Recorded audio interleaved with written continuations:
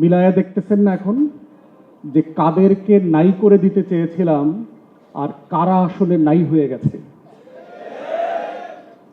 সূরা লাহাবে আল্লাহ তাআলা বলছেন না, আবু লাহাবের চরিত্র সম্পর্কে বলছেন না যে আমার মানে ইসলামকে, মুহাম্মদ সাল্লাল্লাহু আলাইহি ওয়াসাল্লামকে খড়কুটার মতো বিবেচনা করতেছে, কিন্তু আল্লাহ তাআলা বলছেন যে ইতিহাস সাক্ষ্য দেবে আসলে যে কারা ইতিহাসের জায়গাতে পস্টারিতে গিয়ে কারা আসলে খড়কুটা হয়ে গেছে। এই জন্য আজকে এখানে দাঁড়ায় আমাদের প্রথমত হচ্ছে যারা এই আন্দোলনে শহীদ হয়েছেন তাদের সবার রুহের মাগফিরাত কামনা করা আমরা করছি, প্রথমত কাজ। দ্বিতীয় কাজ হচ্ছে এখানে দায়ের রেসপন্সিবিলিটি কোথায়? কাউকে না কাউকে তো এই গণহত্যার দায় নিতে হবে এজ এ স্টেট। আজকে এখানে আমাদের প্রিয় স্বপন ভাই, রতন ভাই আছেন, ওনারা বিএনপি আকারে না, স্টেট আকারে যেহেতু ওনারা সরকারে রাষ্ট্রকে রিপ্রেজেন্ট করেন, তাই আমাদের দাবি দাওয়াগুলো ওনাদের কাছেই বলতে হবে এবং ওনাদেরকে এই দায়ও নিতে হবে, রাষ্ট্র আকারে ওনাদেরকে দায় নিতে হবে।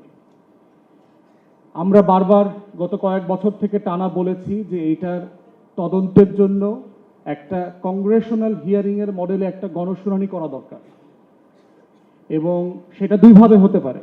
একটা হচ্ছে যে আপনি ইনডোরে পার্লামেন্টে করতে পারেন, ক্রস পার্টি স্ট্যান্ডিং কমিটি দিয়ে করতে পারেন, বাট আমরা বারবার প্রস্তাব করেছি যে আপনারা ক্রস পার্টি পার্লামেন্টেরিয়ান এবং এক্সপার্ট, মানবাধিকার কর্মী, আইনজীবী, ওলামায়ে কেরাম যারা আছেন, সাংবাদিক, তাদেরকে সবাইকে নিয়ে একটা বড় প্যানেল করে শুনানি হওয়া দরকার এবং সেটা লাইভ ব্রডকাস্ট হতে হবে, যেভাবে সংসদ ব্রডকাস্ট হয়, যে সেই দিনকার কি হয়েছে তার আগের দিন, সেই দিন, পরের দিন। এই যে হাজার হাজার লক্ষ লক্ষ ওলামায়ে কেরামরা এসছেন, বিকালে সন্ধ্যার পর থেকে পুরো রাত জুড়ে এই যে লক্ষ লক্ষ বুলেট মারা হয়েছে, তার আসলে ফলাফলটা কি দাঁড়িয়েছে? নেট বন্ধ করে দিয়ে, টেলিভিশন বন্ধ করে দিয়ে, শাটডাউন করে দিয়ে, ডিশ বন্ধ করে দিয়ে, টোটাল এলাকা খালি করে, বিদ্যুৎ কেটে দিয়ে 1.5-2 লক্ষ বুলেট ছুড়বার যে অভিজ্ঞতা, ওই এলাকাবাসী সেই দিন পাশে ছিলেন, শুনেছেন। আমরা দেশের বাইরে ছিলাম, কিন্তু এলাকাবাসীর কাছ থেকে শুনেছি মনে হচ্ছে যে এখানে যুদ্ধ হচ্ছে, ইসরায়েল বোমা মারতেছে গাজার উপরে, সেরকম একটা অবস্থা মনে হচ্ছে চারপাশে। যে এটা যে একটা রাজধানী, এটা শহর, এটা যে মুসলমানের দেশ। আমার বাংলাদেশের যে কারো 13 দফার বিষয়ে দ্বিমত থাকতে পারে, 13 দফা কারো একমত হওয়া জরুরি না, কিন্তু রাষ্ট্রের কাছে 13 দফা নিয়ে এসে এইটা বাস্তবায়নের দাবি করা হচ্ছে গণতান্ত্রিক অধিকার, যে কেউ করতে পারতে হবে।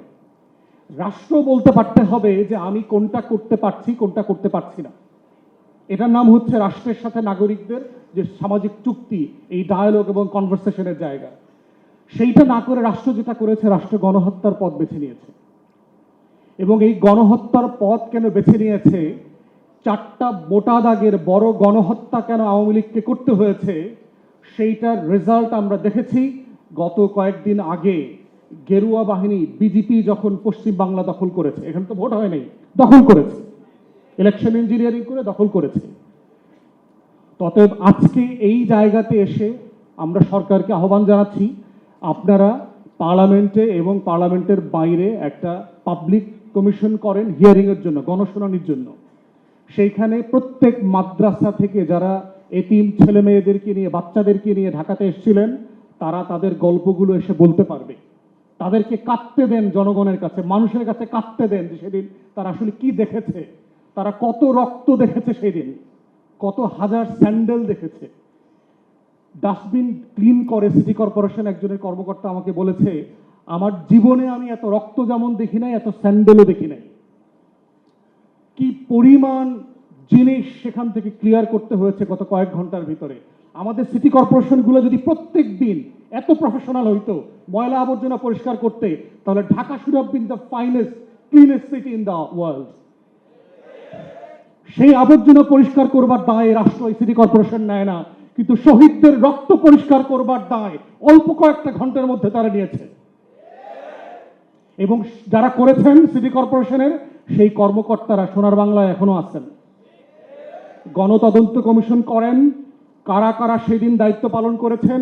7,500 আইন শৃঙ্খলা বাহিনীর সদস্য, পুলিশ, র্যাব, আর্ম ফোর্সেস, এজেন্সির লোকজন কাজ করেছে এবং প্রত্যেকটা ফোর্সের মেম্বারদের লগবুক আছে, কারা সেদিন ডিউটি করেছেন আপনি সেগুলো কল করেন, কমান্ডিং অফিসারদেরকে ডাকেন, কারা কারা দেশে আছে, কারা কারা এখনো পালায় নাই।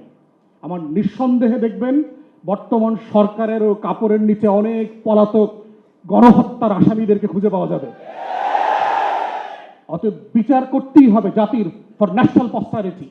ইনসাফ এমন একটা লড়াই, যদি আমরা বারবার এইটাকে ডিসপেন্স করতে ব্যর্থ হই, তাহলে যেটা করবে প্রত্যেকটা জুলুম আর একটা জুলুমের জন্ম দিয়ে যাবে, আর একটা লড়াইকে আপনাদেরকে মোকাবেলা করতে হবে। পিলখানা গণহত্যা হয়েছে, বাংলাদেশ রাষ্ট্র, সিভিল সোসাইটি, সাংবাদিক, বুদ্ধিজীবী, বস্তির বুদ্ধিজীবীগুলা কেউ সেদিন কথা বলে নাই, মুখ খোলে নাই। খোলে নাই বলেই 17 বছর ধরে বিরোধী দলের নেতা কর্মীদের উপরে দিনের পর দিন, মাসের পর মাস গণহত্যা হয়েছে। বাংলাদেশের সিভিল সোসাইটি প্রতিবাদ করে নাই, বাংলাদেশের গণমাধ্যম তার জাতীয় দায়িত্ব পালন করে নাই, তারা দালালি করেছে। সিম্পলি সরকার, আওয়ামী সরকার এবং ভারতের দালালি করেছে, সত্যের দালালি করে নাই, রাষ্ট্রের পক্ষে দাঁড়ায় নাই, শহীদের পক্ষে, জনগণের পক্ষে দাঁড়ায় নাই। এবং সেই গণহত্যা বিচার করতে পারি নাই বলেই আমরা দেখেছি কিভাবে গুম করে হাজার হাজার বাংলাদেশের নাগরিকদেরকে নাই করে দেওয়া হয়েছে। 17টা বছর শুধু গুম করা হয় নাই, হত্যা করা হয় নাই, লাশটা পর্যন্ত মেমোরি, স্মৃতি আকারে শেষ করে দেওয়া হয়েছে। হাজার হাজার পরিবার জানে না কোন দিন মৃত্যু দিবস, দোয়াটা কোন দিন পড়বে, এই মেমোরি পর্যন্ত, এই স্মৃতি পর্যন্ত নাই বাংলাদেশে। বিচার হয় নাই বলেই 24-এ আরো 1400 শহীদকে জীবন দিতে হয়েছে। অতএব এই বাস্তবতায় বিজেপির রাজনীতি যেহেতু সীমান্তে চলে আসছে, এটার ডাইভার্স কনসিকুয়েন্স আছে আমাদের রাষ্ট্রে, ফরেন পলিসি কনসিকুয়েন্স আছে, ক্রস বর্ডার টেরোরিজম ক্রিয়েট করা হবে কয়দিন পরে দেখবেন। দাড়িওয়ালা, টুপিওয়ালা, নামধারী লোকদেরকে জঙ্গি নাটক মঞ্চস্থ করবার চেষ্টা করা হয়েছে না গত কয়েকদিন আগে? আমরা প্রথম দিন থেকে প্রতিবাদ করেছি বলে কি হয়েছে? পুলিশ এই নাটক নিয়ে বেশি দূর যাইতে পারে নাই। বাংলাদেশের সেনাবাহিনীকে নিয়ে নাটক করা হচ্ছে, বিমান বাহিনীতে তেহরিকে তালেবান পাকিস্তানের লোক পাওয়া গেছে। তেহরিকে তালেবান পাকিস্তান ভারতের রয়ের টাকায় ফান্ডিংয়ে চলে, এই গল্প কি আমরা জানি না? আমরা হাওয়া খেয়ে বেড়াই? অতএব এই জঙ্গি নাটক, তেহরিকে তালেবান পাকিস্তানের নাটকের খেলা বন্ধ করতে হবে। যেই নাটক ফ্লপ করছে, যেই নাটক সিনেমা হলে গিয়ে কেউ দেখে নাই গত 17 বছর, সেই নাটক আগামী দিনে মঞ্চস্থ করে আপনার শেয়ার বাজারে কোনো দর পতন ঠেকাইতে পারবেন না। অতএব বাস্তবতা হচ্ছে এই গণহত্যার বিচারের দাবি নিয়েই হচ্ছে বাংলাদেশ রাষ্ট্রকে আগামী দিনে মোকাবেলা করতে হবে। বিজেপির এই হিন্দু ফ্যাসিস্ট, ফ্যাসিবাদী রাজনীতিকে আমরা কিভাবে মোকাবেলা করব, এবং ওলামায়ে কেরামের হিস্টোরিক রেসপন্সিবিলিটি আছে। হেফাজতের আন্দোলনটাকে যেভাবে প্রান্তিক পর্যায়ে নিয়ে যাওয়া দরকার ছিল, আমরা ওলামায়ে কেরামদের কাছ থেকে সেটা দেখি নাই। এই দাবিটা নিয়ে প্রত্যেক মসজিদ, মাদ্রাসা, পাড়ায়, মহল্লায় যেভাবে সভা সমাবেশ, দাবিনামা উত্থাপন করবার দরকার ছিল, ওলামায়ে কেরামদের কাছ থেকে আমরা সেটা আশা করেছিলাম, সেটা আমরা দেখি নাই। আমরা আশা করেছিলাম যাদের উপরে জুলুম হয়েছে তারা জুলুমের বিপক্ষে প্রত্যেক পাড়ায় মহল্লায় দাঁড়াবেন, আমরাও পাশে গিয়ে দাঁড়াবো, যে একসাথে মিলে এই লড়াইটা করা, বাংলাদেশ রাষ্ট্রের জন্য, ইনসাফের জন্য, আজাদির জন্য এই লড়াইটা করা। এবং ওলামায়ে কেরামকে আগামী দিনেও সাবধান থাকতে হবে। আপনাদেরকে যেন বিজেপির এই গেরুয়াময় সীমান্তে, আমার প্রত্যেক সীমান্তে এখন বিজেপি আক্রমণ করে বসছে, এই জায়গার রাজনীতি আগামী ওলামায়ে কেরামদেরকে কোনো ফাঁদে যেন না ফেলে, সেই নাটক থেকে আমাদেরকে বাঁচার জন্য এখন থেকে প্রস্তুত হতে হবে। হেফাজতও কিন্তু আওয়ামী লীগের ফাঁদে পড়েছে, সেই নাটকও কিন্তু আমরা দেখেছি। অতএব আমরা চাই ইনসাফের পক্ষের ওলামায়ে কেরামরা, আজাদির পক্ষের ওলামায়ে কেরামরা দ্বীনের ঝান্ডাকে মজবুত করে ধরবেন, মুখলেসের সাথে, ইখলাসের সাথে, কোনো ধান্দা ফান্দা থাকতে পারবে না এর ভিতরে।